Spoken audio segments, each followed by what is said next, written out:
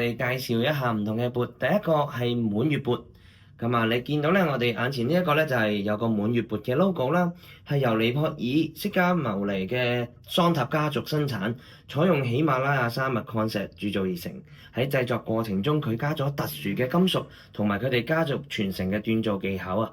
咁啊，係國家機密嘅配方嚟嘅，因此咧佢嘅聲音係獨特嘅，好厚實啦，同埋自帶回旋。佢打造嘅時候咧，有14至16層嘅金屬打埋一齊嘅，咁啊變成一個完整嘅頌缽啦。佢嘅特色就係聲音雄厚悠長，同埋佢嘅振頻非常穩定。我哋係可以合適接觸性或者非接觸性嘅療癒都會揀呢個缽嘅。咁我哋點樣分呢個缽咧？即係比較清晰嘅就係佢嗰個嘅 logo 啦，手工刻製嘅家族 logo，同埋另一邊缽嘅背後咧，佢會有一個嘅六字真言。係啦，咁呢個咧就係我哋最常見嘅滿月缽。